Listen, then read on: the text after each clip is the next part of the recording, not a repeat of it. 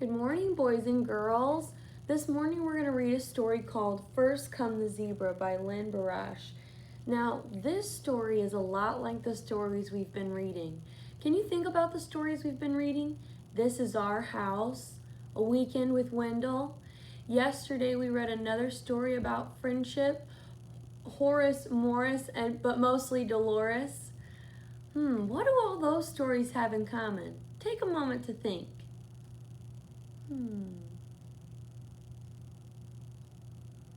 10, 9, 8, 7, 6, 5, 4, 3, 2, 1. Okay, now that you've thought about it, I'm going to think aloud and tell you what I think. This story is also about friendship. But in the first stories, we learned that we have more fun when we play nicely with each other. And this story is about friendship today, but our two characters are going to learn a different lesson about friendship. That sometimes we can become friends with people who are different than us. And sometimes we can work together with our friends to solve problems, even when we didn't think we could respect each other's differences in the first place. It's a good one. Are you ready? Here we go. First come the zebra.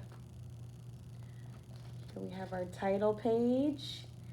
I want you to notice the setting of this story. The setting is where and when this story is happening. This story is actually going to take place on the African grasslands, okay? And this illustration is a great picture of what the African grasslands look like. Take a closer look.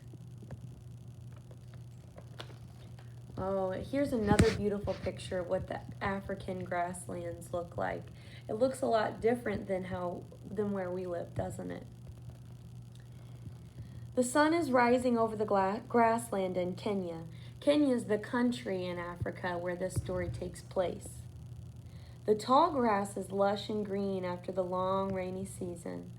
Soon the great migration will begin, and nearly 2 million animals will come from the vast savanna in neighboring Tanzania. The grass there has been grazed down to the ground, so the animals migrate to Kenya, where there is plenty. They have done this for thousands of years. Wow. So the animals that were in Tanzania need more food, so they've come all the way to Kenya to eat this lush, beautiful grass. First come the zebra. They will eat only the very top of the grass. Wow, look at all those. Then come the wildebeest. Wildebeest is a little less familiar to us than zebras. They kind of look like bulls, but cow-like, maybe mixed with a deer. They're very cool. You can totally Google them if you want to see what they look like after the story. They will eat the middle section of the grass. So the zebras eat the top, the wildebeest eat the middle. Last come the small Thompson gazelle. They will eat the final few inches of the grass. Each animal will take only what it needs. I'm going to repeat that line because I think it's really important. Each animal will take only what it needs. By sharing the land, there will be plenty for all. There will be peace among the grazers. If they share the land, there's going to be plenty for all. How do the gazelles, wildebeests, and zebras all get along so well? Think about that for a second. How do those animals all get along so well?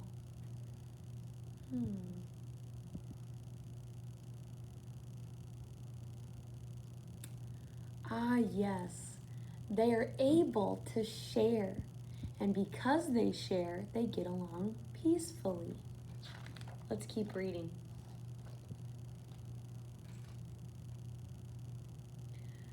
Abinai, a young Maasai boy, wakes up in the early morning.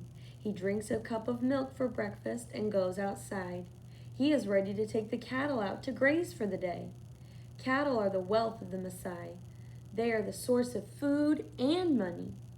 Abinai walks alongside his family's small herd with a stick in his hand. So here's one of our main characters, Abinai. Here's his village where his family lives and works. And the cattle is how they make money.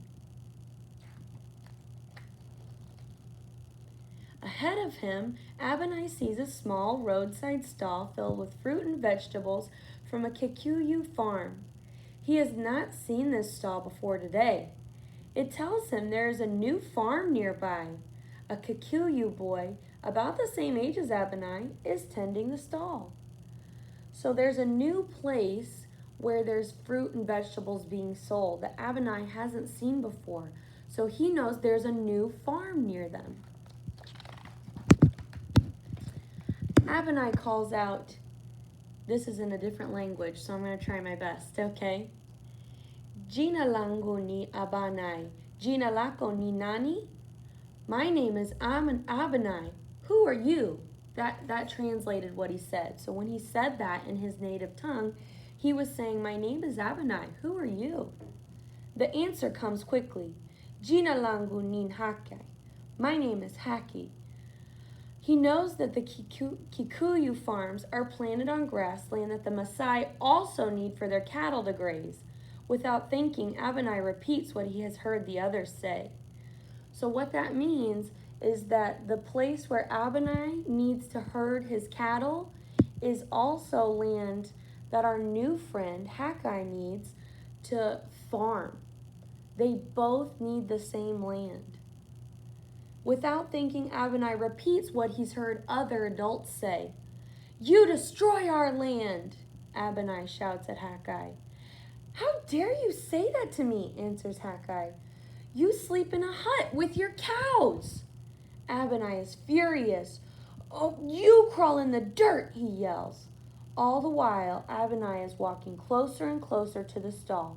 He raises his arm. He wishes he had a spear and not just a stick.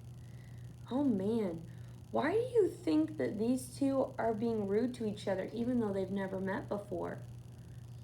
Sometimes when we're afraid of things that are different than us, we get really scared and we get angry. I wonder if that's what's happening to these two young boys. They don't know each other. They think each other is trying to harm the other, so they're getting angry even without knowing each other. A group of Kamba women approaches Hakai's stall. The Kamba are known for their sturdy handmade baskets called kiandos.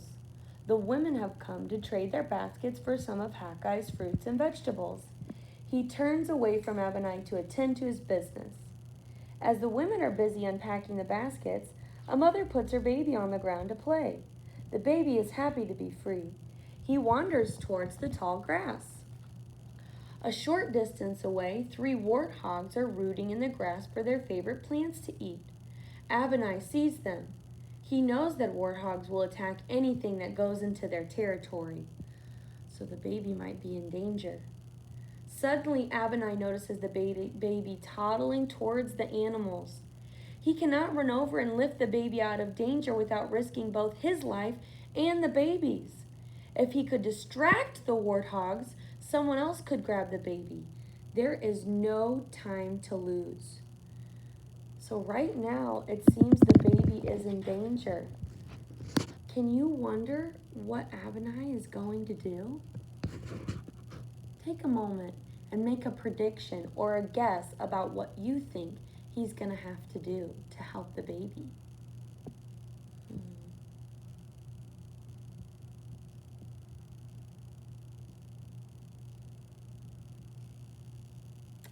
Let's keep reading to find out. I'll distance the warthog, Abinai calls to Haki. You run in and get the baby. Abinai lets out a series of screams and advances to the grass, waving his stick. Ah! The warthogs turn to chase him. Haki races and scoops up the baby in his arms.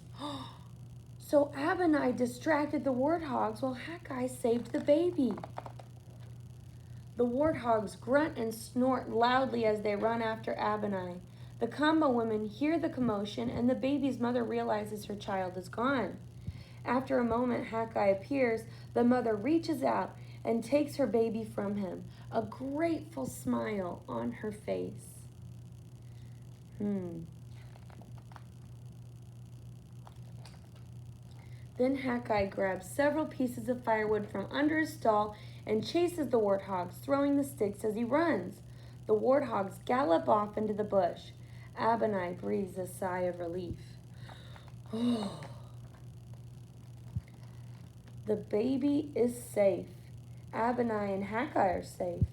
The boys eye each other. Hawkeye is right, even if he is a Kikuyu, Abinai thinks. But then he says nothing to Hawkeye. Good work. And from a Maasai, Hawkeye thinks. But he too remains silent. So each boy is thinking that the other boy did a good job. But why don't you think they say anything? Why do they not say anything to each other? Think about that.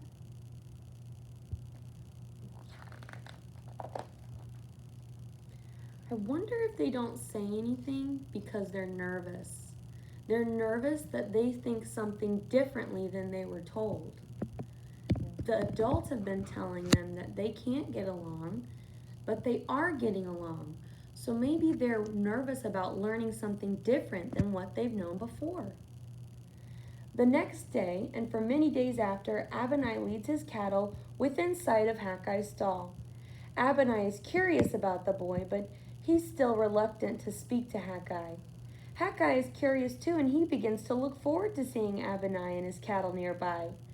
Finally, one day, Hawkeye waves. Abinai walks a little closer. Then cautiously, he waves back. A few days later, Abinai notices the Mancala board under Hawkeye's stall. I have Mancala in my classroom. It's a great game. He cannot resist. He nods towards the game. Hawkeye pulls out the board and the boys start to play together. Sometimes Hawkeye wins and sometimes Abinai wins.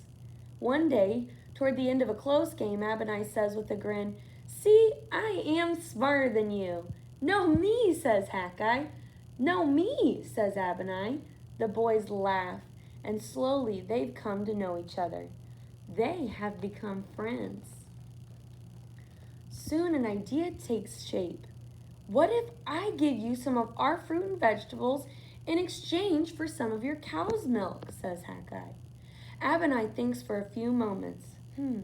We could try it, he says. It would really surprise everyone in my family. Yes, we will share what we have, Hawkeye adds. Yes, we should try it, says Abinai. And maybe our families will become friends too, just like we have. I wonder if you think the boys can help their families get along better by showing the adults how they should act. Maybe by these children treating each other better, they can show the adults in their life how they should treat each other. As the sun sinks in the sky, Abinai and Hawkeye hear the sound of a distant hoofbeats. They look toward the horizon. The great migration is beginning. The zebra, the wildebeest, and the gazelle will once again share the grassland. Soon, the boys hope, the Maasai and the Kikuyu will find their own peaceful way to share the land. It's interesting that the author brings up the zebra back at the end of the story.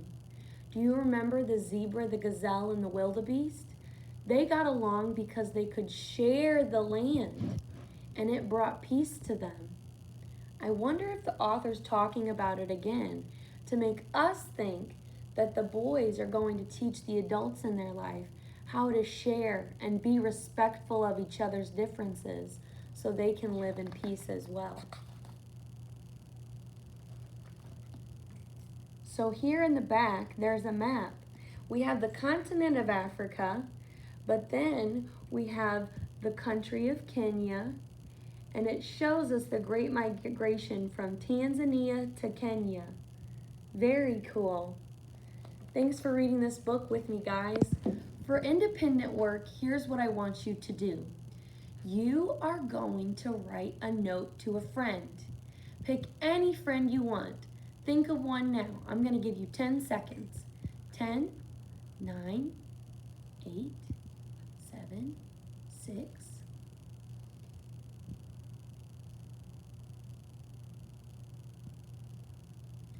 Have the friend in your mind?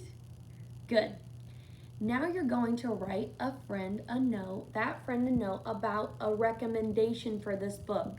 This is the same thing that we did for our book yesterday, Horace and Morris, but mostly Dolores.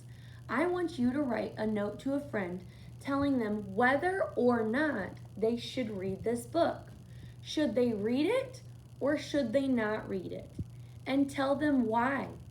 Why should they read it? What do you like about the book? What did you learn from the book?